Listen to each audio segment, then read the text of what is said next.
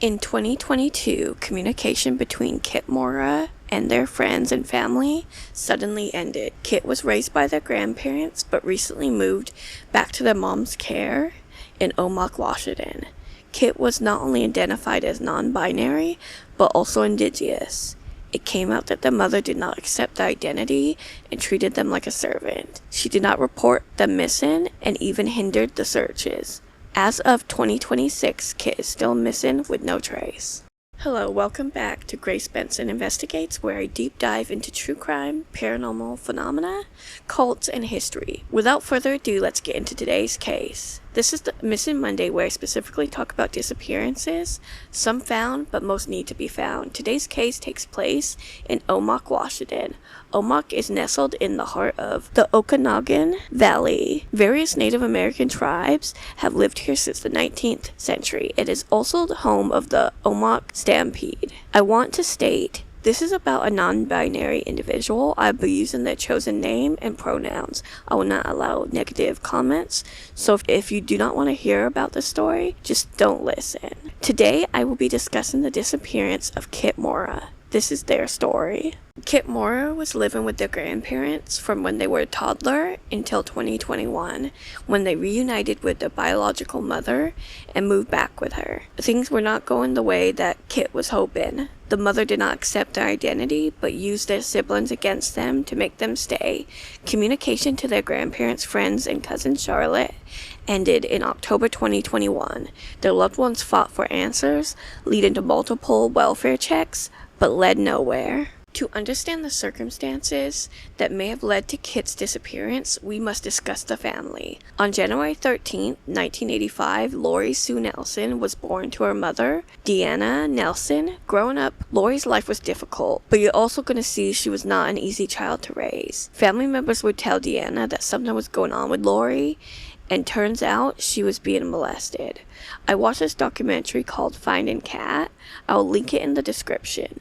In the documentary, it was said that at some point, Lorie was sold, then in turn tried to sell a sibling. Lorie was seeing a therapist, but soon became rebellious. She started to skip school and at one point even ran away. She would rebel hard, so at one point, Deanna backhanded Lorie, giving her a cut on the lip. Look, I have to say I understand the situation, that she was acting out and out of control, but she was molested and obviously needed more help. But Deanna ended up calling the police and playing the victim. I do not think Deanna was intentionally being abusive. I think it was more lack of information and resources. She basically went through this pattern of rebelling. She even tried to set one of her siblings' beds on fire. So just a bunch of red flags waving around here. On April 22nd, 2005, when Lorie was 20, she gave birth to Kit Mora in Spokane, Washington. They were given the name Esmeralda, but that is the last name I will mention. Their dead name, as I stated before, they identified as non-binary and went by Kit. Therefore, I will use they, them pronouns and their preferred name Kit. Early on, Kit loved animals, especially goats and horses, and enjoyed drawing and all things arts. They spent the first 4 years with their mother, Lorie Sue Nelson. Unfortunately, Kit's time with Lorie was filled with abuse and neglect in poor living conditions. She attempted to drown 2 of Kit's siblings, Malia and Devante. She would abuse the kids, withhold food, lock them in their rooms for hours. The kids were young toddlers at this point. Lorie would leave the kids alone for days at a time. They would be allowed a Jell-O or 2 a day. If they ate an extra one, they would get slapped or beaten. This isn't even the half of it. Devante got punched in the chest at least once. That is 1 time too many. The kids lived in absolute filth, with beer bottles everywhere and animal feces on the floor. Lorie would soon throw parties while her children were home. CPS investigated Lorie multiple times and removed Kit and their siblings for physical, emotional, and alcohol abuse in the home. Kit and Devante got placed in the same foster home, but sadly they were abused there as well. Kit was only allowed to eat cheese and mayonnaise sandwiches and was significantly underweight. They moved to another home, but they could not handle the kids. Kit was placed with their great-grandparents, the Groos, in Yakima, Washington. She stayed there for a while. Charlotte Groo, who was the Groo's daughter, remembered that Lorie had this negative energy vibrating from her. You could kind of sense this from individuals. Unfortunately, Kit was placed away from their siblings, but she was raised by Bonnie and Charles Groo. Charlotte and Kit were raised as siblings. Charlotte was 10 years old when they got Kit, but she accepted them as a sibling with open arms. Although this was a positive change for Kit, it did not come without its challenges. Between trauma from Lorie and losing their siblings, they suffered from PTSD. Kit struggled to heal and had a challenging time building relationships for years. She confided in her new family about the horrendous abuse. Apparently, this was not only directed at the kids, but Kit's father. Kit said that Lorie took a chair and hit him over the head with it. What in the WWE is this? The police would come, there is blood, and I'm sure Lorie spun some sort of story acting like she's the victim, so Francisco was the one that was arrested. They were also so used to being abused that Kit would bite her toenails because it's the only way that they would get cut. Then for a while, they would only eat those nasty cheese and mayo sandwiches. A big proponent of this case is Kit's friend Amethyst McCart. They met on their first day of kindergarten at Terrace Heights Elementary School and became fast friends. They would stay up late and stargaze, watching TV shows, playing videos, and watching movies. They loved to watch How to Train a Dragon. However, Amethyst moved away until she was back in the 2nd grade. They reconnected and bonded immediately. Their birthdays were 2 days apart. They found similar interests in music and art. Later at some point, Kim came out as non-binary or a two-spirited person, as it is referred to in Native American culture. Lorie did not learn from her kids getting removed. She had 3 kids living with her. She's actually was staying with Winona Fry, her cousin. First it started off good and Lorie seemed to be doing a good job with her kids. Not sure of which ones, besides that they were not kids at this point. Well, an older one was playing with a younger one and the younger one slipped. It was not anyone's fault, but that did not stop Lorie from threatening the older one that if they hurt their sibling, she would kill them. There was another incident where one of the kids got a head injury on her property. She was having issues getting the child to sleep, so she grabbed one of them by the shoulders and threw them on the couch, hitting their head on the arm of the couch on the wood piece that's under the on the arm of the chair. Winona urged Lorie to take the child to the hospital because they developed a huge knot half the size of a baseball within hours. She tried to tell Winona that it happens a lot and she just has to push it back in. Like, what, ma'am? Winona was also pregnant at the time, so this was the last straw. She kicked Lorie out. She could not have a baby born and all this abuse happening around. Hopefully she contacted CPS for the kids. Shortly after Francisco's mom turned her into CPS, she blamed him and threatened to get even with him, so they broke up. The kids were also taken at this time, or the ones that she had left. 12 years later, in 2021, Lorie reached out to Kit because she wanted to be a part of their life. Although reluctant, Kit allowed Lorie back into their life. Kit wanted a relationship with their siblings. This led Kit to meet Lorie at a local park. Lorie and her boyfriend, Kenneth Diaz, portrayed a loving relationship where they showered them with gifts and showed interest in their life. She even acted like she was supportive of Kit's identity, but then would slip up and then completely ignore Kit's wishes. This made Kit feel they could make up for the last 16 years. Originally, they were only visiting Lorie for a week and then would return to Yakima. Soon, after the initial meeting, their brother Devontae ended his life, which convinced them to move back with Lorie. Kit let Charles and Bonnie know that they wanted to stay. They were devastated, of course, but they thought if Kit was happy, they should give it a shot as long as they attended school in the fall. If you think this means things with Lorie got better, you would be mistaken. She was not acceptive of Kit or their identity. She would say things like, quote, "Why does she want me to call her Kit?" unquote. She said that she thought Kit was messing with her because they were apart and that they would just grow out of it. Eye roll. After relocating to Omaha, Kit worked at Lorie's secondhand thrift store, the store Mercantile, and started attending Omaha High School. They enjoyed their new school and had plans to be a teacher's aide for the art teacher. Although they had a cell phone to stay in contact with friends and family back in Yakima, Lorie took Kit's phone away and communication between Kit and other family members ceased. They quit answering texts and posted on social media. Before this, they frequently spoke with their friends back in Yakima.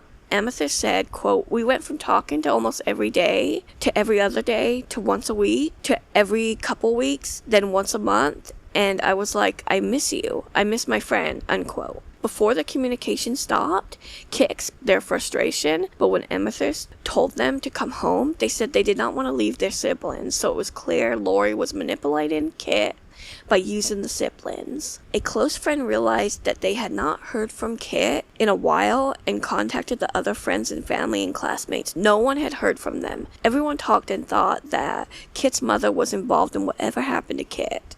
When the Groos tried contacting Lorie about Kit, she said that Kit did not want to talk to them, that they were bonding, and even accused Charles of molesting Kit. Charlotte became worried about the lack of communication with Kit, and after receiving advice from a counselor, she requested a welfare check. On November 28, 2021, police conducted a welfare check, and they said that they made contact with Kit and that they were safe.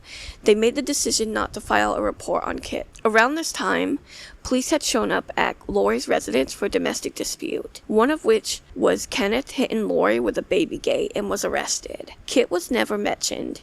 In 2021, their last proof of life, a Christmas picture, was posted to Facebook.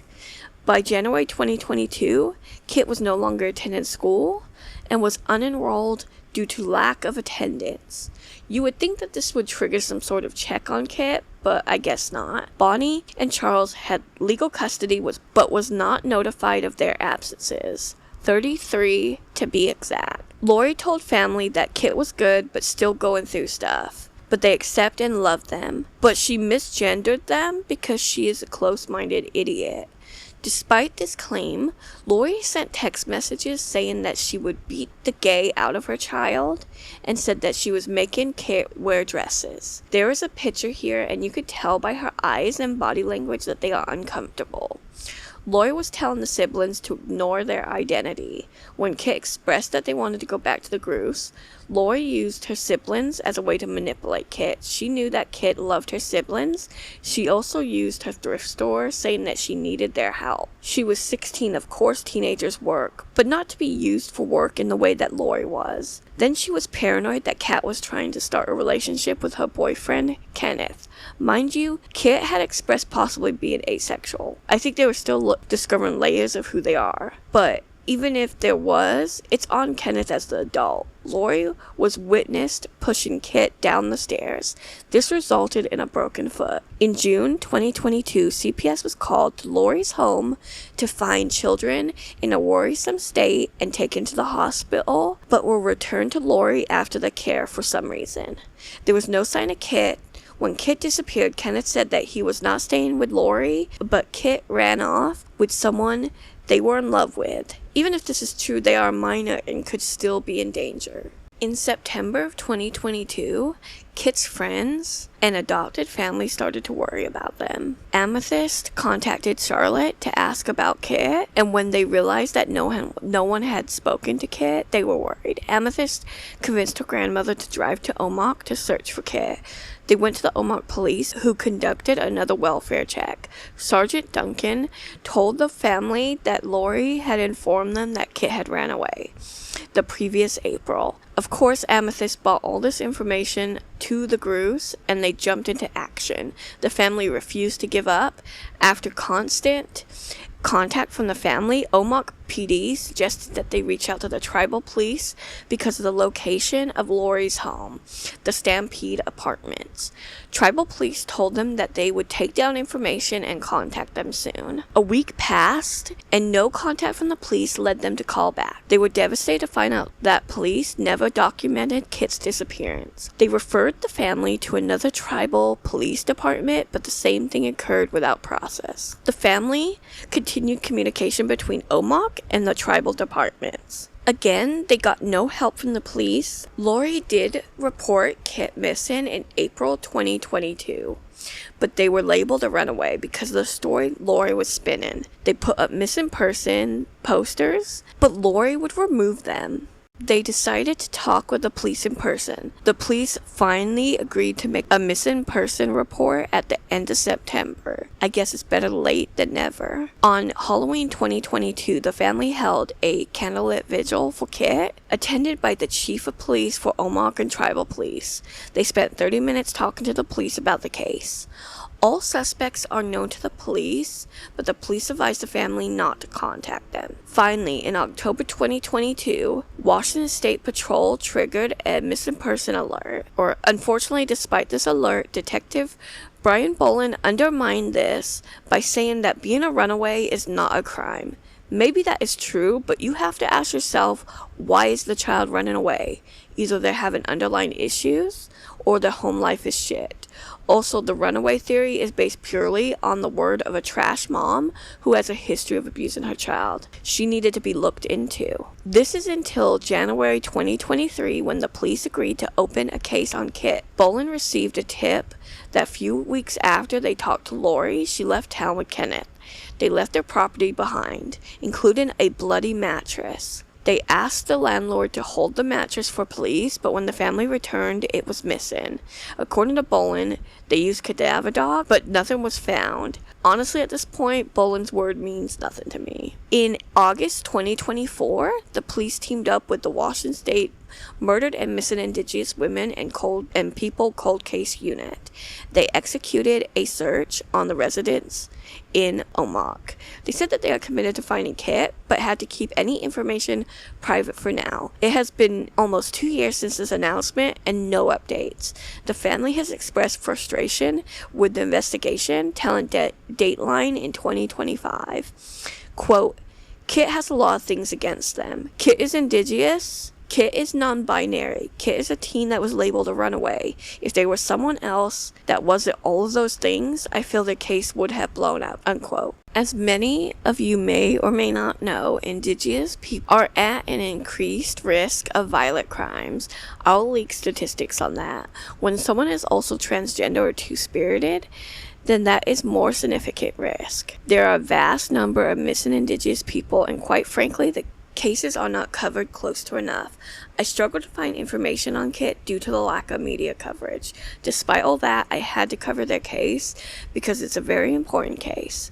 Kit was found by the police. Washington State is second in the nation of missing and murdered Indigenous people. My opinion on what happened to Kit is that Lorie did something. Either she murdered Kit or she sold them into sex trafficking. I say that because remember earlier on I said she tried to do that to a sibling. She was acting too suspicious not to have been involved. I hope I am wrong, and I'm hoping that she just ran away from Lorie and will return soon, but it's not looking good. I do want to say that everyone is innocent until proven guilty in a court of law, but I find them suspicious. It's just my opinion though. I genuinely hope that if anything, their family and friends will get the answers they need. More importantly, Lorie is free and has her other children. Hopefully we will have answers soon, and if Lorie's responsible, she will face the justice that she deserves. Like always, I want to bring it back to the victim. Kit Mora is a non-binary, Native and Hispanic person. They are now 20 years old.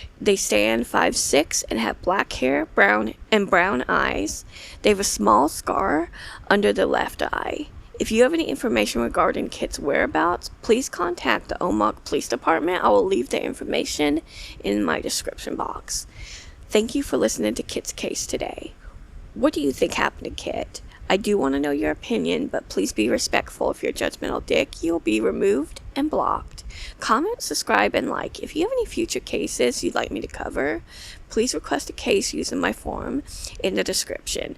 Join me on Wicked Wednesday when I discuss a case out of Utah where a dedicated husband and father was murdered. Until next time, stay curious, cautious, and safe. Okay, bye.